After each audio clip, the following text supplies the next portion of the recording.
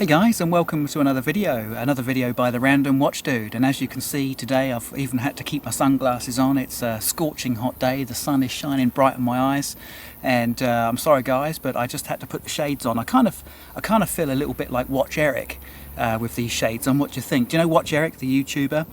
Fantastic YouTuber. I love watching his videos. He's got really good insights into the market, by the way. I kind of feel like the grey-haired version of Watch Eric today, so we'll see how we go. If the sun does go in, I might take my shades off, but we'll see how we go, guys. And today I just wanted to record a quick video for you.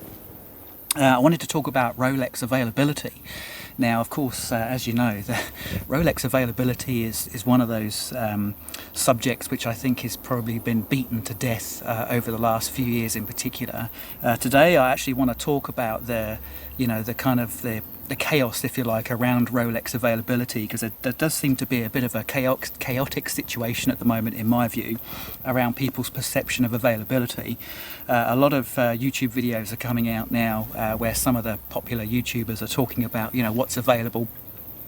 Some of the grey dealers are talking about what's available, what you should buy from the grey dealer rather than buy it from the AD, because there's no question, guys, that some of the less desirable models, particularly the precious metal models, do appear to be becoming more available now, certainly from the Rolex ADs, but also they're certainly becoming more available at the grey dealers who are selling them at below, brand new ones, below retail. So in some respects you might look at it and think it's actually better for me to go to a grey dealer and buy some of these Rolex models, because they're actually working out a lot less expensive than if I went to an AD and got that model. So wanted to talk about that, and of course it goes without saying that the last few years there's been absolutely nothing available from the Rolex ADs, whereas now there's a limited availability of some models.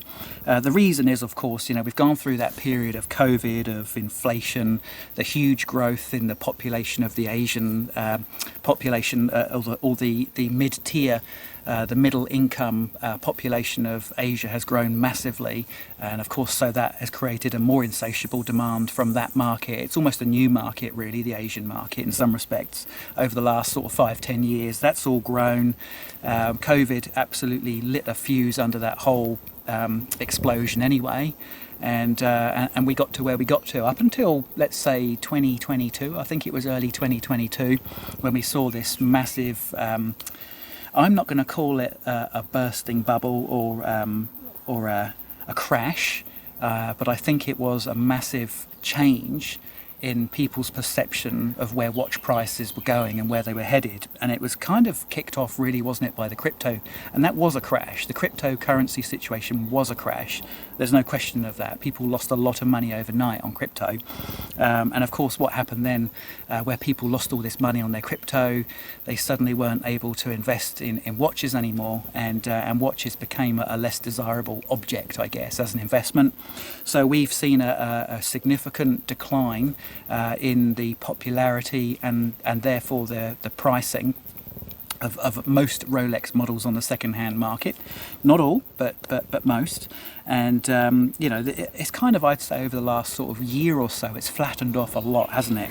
So the question is, all of a sudden I'm seeing videos, particularly on YouTube videos, where people are saying, hey, availability, and stop sucking up to your AD, and the ADs, this is going to be payback now over the next couple of years. We're gonna kick the AD's door down and tell them that, hey, we want our watch and we want it now, because the availability is going to be there, and the scarcity value is going to drop off because there's less people in the market.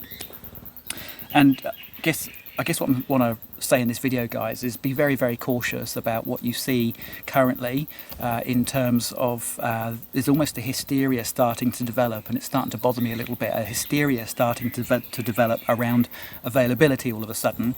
And I need to, I guess, make a video to say to you guys, just be very, very cautious of some of this hysteria that you're seeing right now on YouTube in particular, and on the Facebook groups around availability. There's no question that if you want to get yourself a Daytona or a Submariner or a GMT Master 2, and I'm wearing my GMT Master 2, my Batgirl, today. Very lucky to have one, very fortunate, and I know some people hate it when you have to say I was lucky to get one, but I do feel fortunate to have a GMT Master 2 that I got from an AD. Didn't pay over the odds, and quite honestly guys, I didn't have to do some of the things that people talk about, like, you know, kissing ass and buying lots of watches that I didn't want. I got one through some very simple rules, which I'll just remind ourselves of at the end of this video. But I want to just urge some caution, guys, around the hysteria that's starting to develop on social media around Rolex availability. There's no question that if you want to get yourself a two-tone model, or a solid gold, or a precious metal model, or one of the less desirable configurations of Datejust, shall we say, then yeah, you're going to find those a lot easier to get. I've seen some social media posts where people have actually seen some quite nice models actually available for sale in the ADs, and that's great.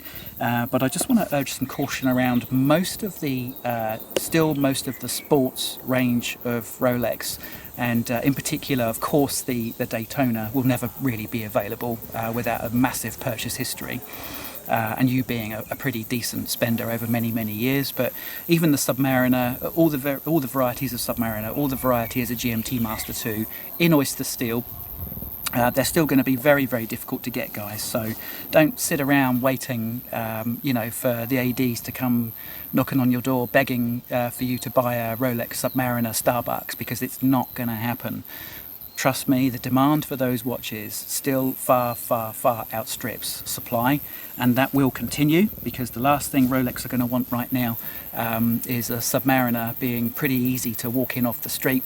You know, when you're on holiday in Torquay and you walk in and the local Rolex AD in Torquay has got a Starbucks, you know, and a date Submariner and a normal Submariner. That's not going to happen. That never will happen again. And this is my honest opinion, guys, is that will never happen again. I don't think in our lifetimes, even for you Generation Zers and Generation Alpha, I think is the latest one, you guys are never going to see Submariners and GMT Master 2s available for you to walk into an AD and just grab one there and then. That's not going to happen. So word of caution, guys, is don't get excited about this hysteria that's starting to develop about availability. A lot of it still is wishful thinking. A lot of the grey dealers that seem to control the narrative on YouTube, and a lot of the guys that just most of their videos are focused around talking about the market.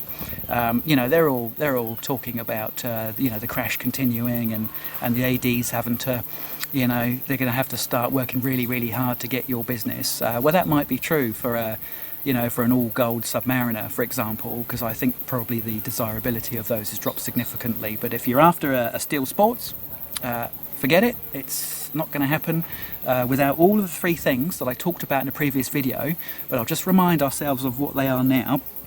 One, if you want to get yourself a Submariner or a GMT Master 2, or heaven forbid get yourself or have a chance of getting a steel Daytona, you need to have a spend history. That has not changed for sports Rolex models that are just in oyster steel. You have to have a spend history, guys. I will put in a slight caveat there, is because every now and then there is an exception, and I had one recently. A friend of mine, I'd say more of an acquaintance than a friend, somebody I know, walked in, put himself on a list for a Submariner, a 124060, and within 3 months, without a spend history, he got a call.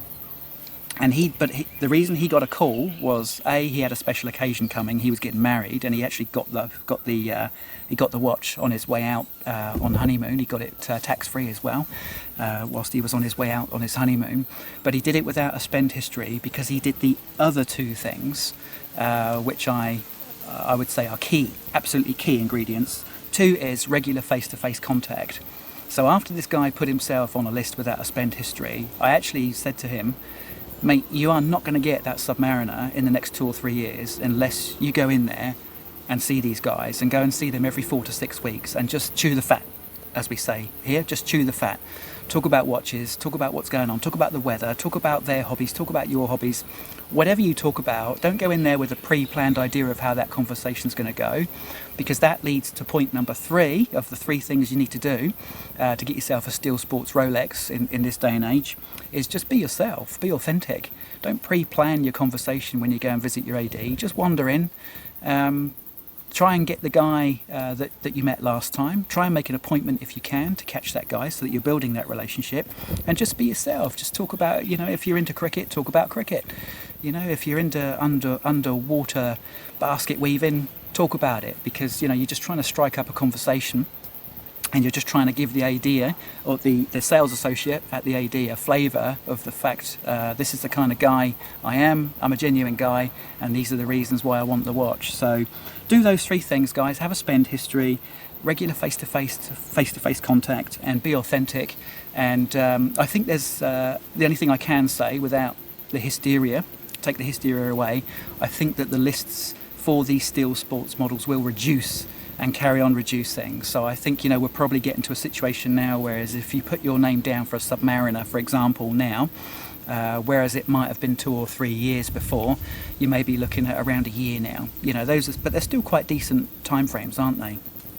And the other thing I'll say is, look, have a look at the secondary market, have a look at the grey dealer market. There are some good grey dealers out there. There's some pretty shabby ones too. For goodness sake, don't go using social media as a tool to buy a watch, but certainly, and when I mean tool to buy a watch, I mean don't buy a watch off of Facebook, and I've made a video about that already. But guys, I think there's probably an opportunity now to get Rolex. If you can't get one and you're being impatient from your AD, have a look at the grey market, because absolutely the prices are coming down. You'll still pay slightly over retail for a brand new Submariner if you get it from a grey dealer or a private seller. But if you don't want to wait any longer, then maybe that's the way to go for you. And it certainly is a more attractive proposition than it would have been, let's say, a year ago or 2 years ago, when you would have still been paying 40% over retail for a Flippers Submariner. I think those days are gone now.